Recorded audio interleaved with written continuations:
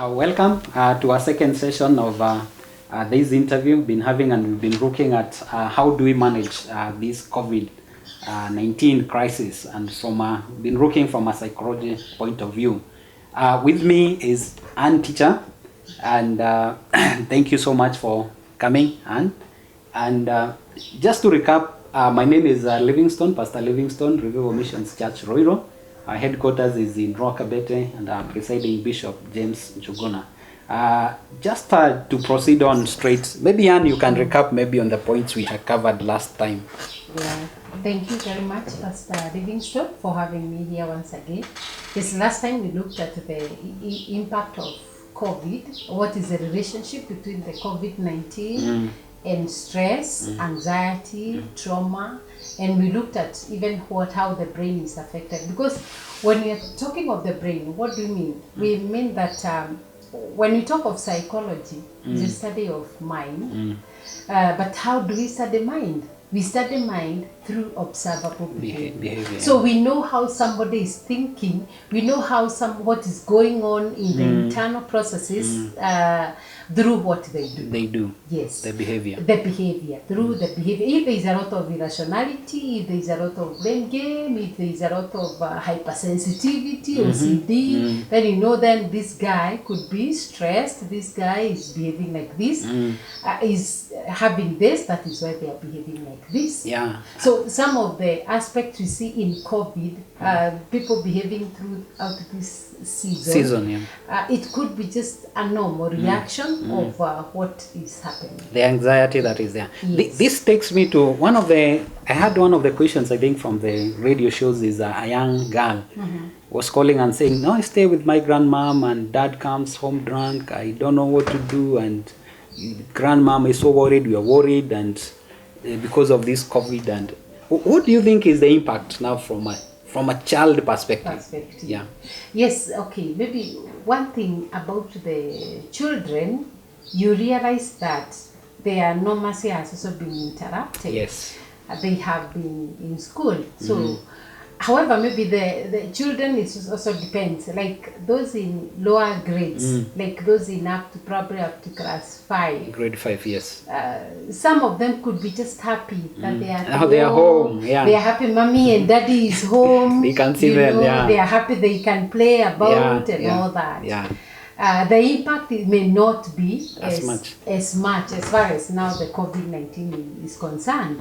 But of course it could be now indirectly because of how the adults in their lives are treating them and are behaving. Yes. But again, we have now the other set of children who are a bit mature, maybe those in the upper primary, and probably those in Form 4, because you realize, incidentally, from my experience with the students. As a teacher, Yes, the students in Form 1s and 2s. Do you know sometimes they behave like those in the lower? The class 1 and...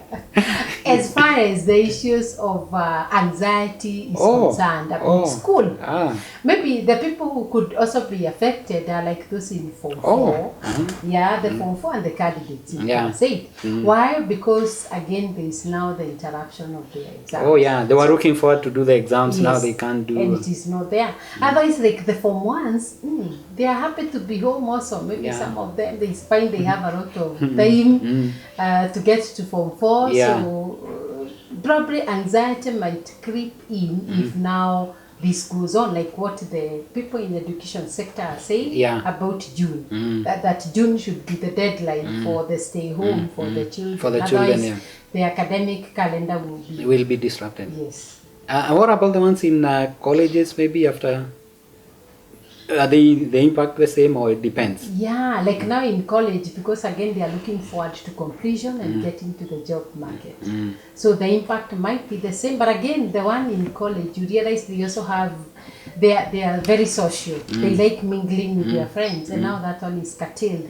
So I think it depends at what stage and what is happening in the environment. Because again, you realize being home. And maybe when you come to the adults in their environment, how are they behaving? How are they treating them? So it's impacting on the children. Unfortunately, we've had in media in the mainstream media reports of domestic violence and maybe child abuse, child molestation, including sexual abuse by the grown-ups in their environment. So that becomes a bit worrying. So actually, on that talk of that, what's the impact on marriages, on homes, and looking at it now from the whole perspective? There are those who are couples, they are single moms, and maybe you can briefly, maybe what is the impact of this COVID-19 on all this? Now, maybe even I'll relate it with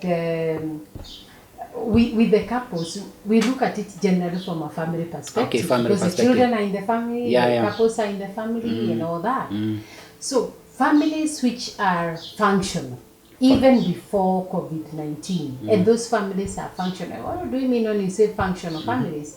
We mean families whereby the roles, what is a functional family? A functional family whereby roles are played well, like provision is there, communication is there, household chores, or everyone knows what they are supposed to do in that particular family. There is, especially the lines of communication are open in those functional families. So such families may not be hit so much by COVID. That is psychologically. Of course, finances they will be affected. But even if they are affected, they know how to weather the storm because they are functional. But those families which are dysfunctional, which have underlying issues even before COVID, they are the ones who will have problems. Like those families who normally did not have communication.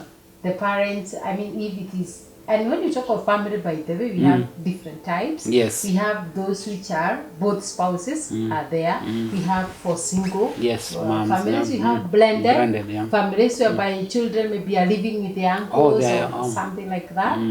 So if those families have been having problems in the past, what happens when a crisis comes? It instigates more. It's like adding fuel to already burning fire. So the fuel is not the issue. The issue is there was burning fire. And talking of that example, by the way, even if you pour maybe paraffin here, like on this table, we pour paraffin, nothing will happen. Okay, the table will be destabilized because it will maybe smell and all that. We may want to just wipe it and go on. But imagine if there was fire and then we pour paraffin here. What happens? It will ignite. So what is the problem? Is it the paraffin or the fire which was there? The issue is the fire. The issue is the fire. So families need to look at ways of how to deal with their fires. We use that example. This is the underlying issues. The underlying issues, marital issues. Some have issues from home of origin. Some have issues of infidelity in the marriage. Some have already unresolved economical issues. Some have unresolved. Some families have different problems. Others could have the issues with the children. So now with all these issues, is there a place, maybe if the word from a spiritual perspective, is there hope? Yes. Yes, there is. The Bible talks of it. I think it should be in the book of Job. I think Job 14, about the hope of a tree that is cut, that it will still sprout again. So there is still hope, because the only person who doesn't have hope is the only person who is not living. But so long as you have life with you, God always gives us a second chance to deal with the issues. However hard they are, you can still deal with them. We began by saying in our previous session, we talked about being fearfully and wonderfully made. We still have them. We still have a way of dealing with these issues. We can talk about them. We can discuss them. Yes. So families which are already functional, we are able to go through. But now, how do we help the families which are dysfunctional? Probably we can give an example so that the viewer can be able to relate. Like, let's say this family has been having a problem with the relationship issue, the marital problem. The spouses have been having issues of relationships. And if maybe they haven't talked about it, Now, when the issue of COVID-19 comes, probably these people were business. Oh. Yeah, they were doing it business. They were busy on their own. Oh, yeah, on their own. And now their business has been halted. It has calmed down. They're home. They find themselves home. Yeah. Locked together. Locked together, and there's no food because the meager maybe earnings they have now or the little savings they have now is not taking them through. So they may tend to blame game. Ni wewe ulifanya hivi, ni wewe. Hata nilikuwa tunajua wewe you cannot amount to anything. Oh my. So the fire now comes in. It comes in. You know that question. Nilikuwa tunajua. You see, meaning the issue of COVID-19 is not the issue. Is not the issue. There were issues before. There were issues before. But there's a very important question you asked about the spiritual aspect. Yes. Like, you know, prayer and having faith in God in itself calms you down.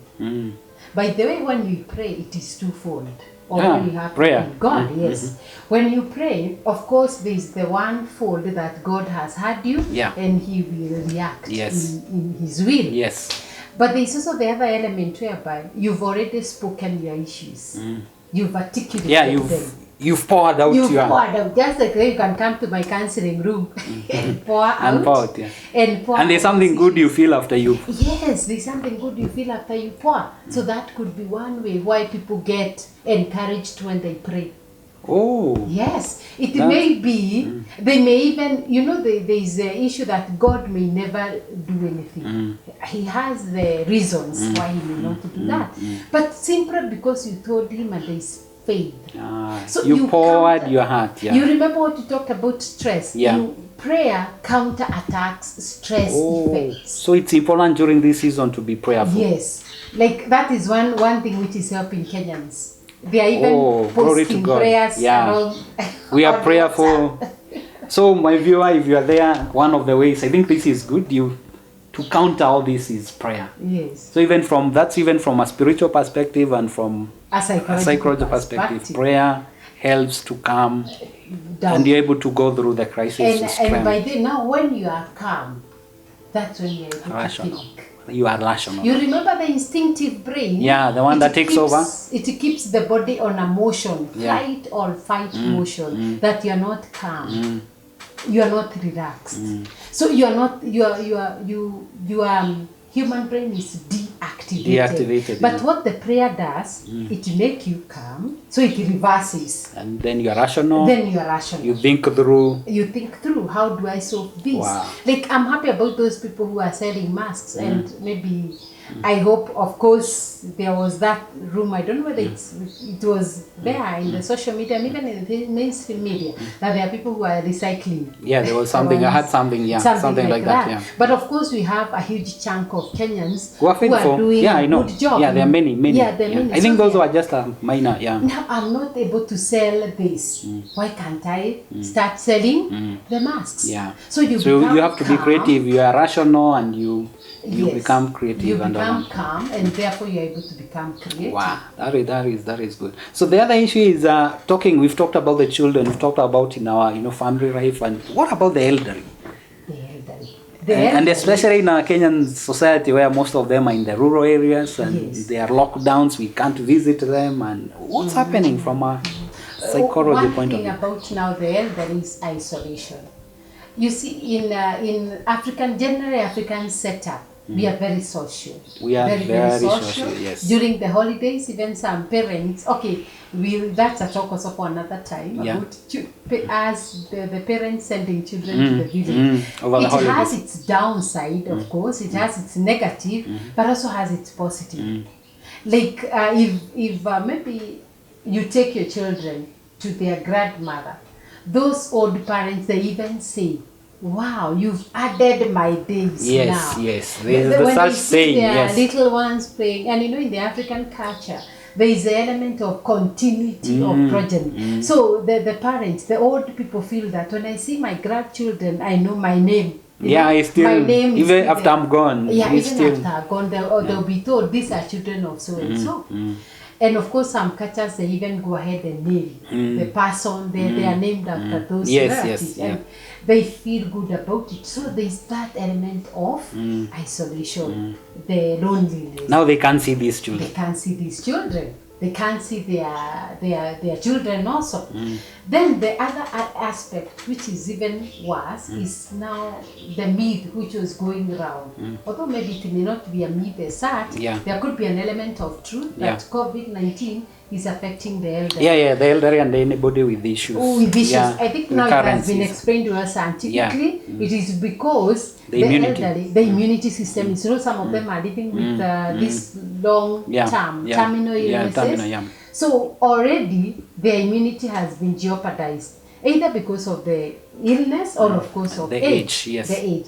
So now there is that anxiety. Or within the elderly now, in the community. Yes. What if I catch this disease? And now that goes to what we are talking about, stress. So they become stressful. They become stressed. Some of them can become stressed because of that. The other point about the elderly is them thinking about their children in town. Especially, they are worried. They worry. Yes. What's happening to now? Look at Mombasa. Mombasa County is become a hotspot in our nation, and we are praying that God will believe in God for Mombasa, Nairobi. Imagine of the parents in the rural areas who are having their children in Mombasa. They are worried. They are worried. They're stressed. They are worried. Or even in Nairobi, they are worried. So that one becomes another source of stress, which actually we call vicarious. Or maybe it's a stress coming as a result of you are thinking about another person. So it's not because of you. It's some worries and some burdens over somebody else. Now you think about them and you get worried. So thank you so much, and because of our time, I think today we've been able to capture, I think, in a very candid way, the effects of this crisis, and which is affecting the whole globe, and especially even in our nation. We've looked at our children, the effects in our children, and in the family life, and also within the elderly people. So because of time, I think if you allow me, Ann, I think we can push it to the next session. And I think the key question is, we've understood this trauma and what it is and how our brains react and the impact to the society. I think the next session, the last session, we'll be looking now at what do we do? Yes. Because I think after understanding this, I'm sure everybody is asking, so what should I do? If I'm having this stress, how do I manage stress? The issues in my family, these underlying issues. I don't know, you call them underlying issues? How do I sort them out? What do I do if I have a parent out there? How do we manage their stress? How do we help them go through? Our children who are at home, how do we talk to them? How do we engage them? And even ourselves, if I feel I'm very stressful, and the stress levels are very high right now because there are many who've received maybe their jobs and contracts terminated, their businesses, shutting down, and because of all this overwhelming weight that is on each and every one of us, even including the church, there's a lot of pressure from a financial perspective. It cuts across everyone. Even industries like aviation industry, it's grounded, ground zero now, and there are so many corporate leaders, and everybody is asking themselves, how do I cope? So I think that's a very good question. I think we'll be discussing in our next series. So thank you for tuning in. Please join us next time as we go to the details on how do we manage and what do we do to cope with this stress. So thank you so much. God bless you. We love you.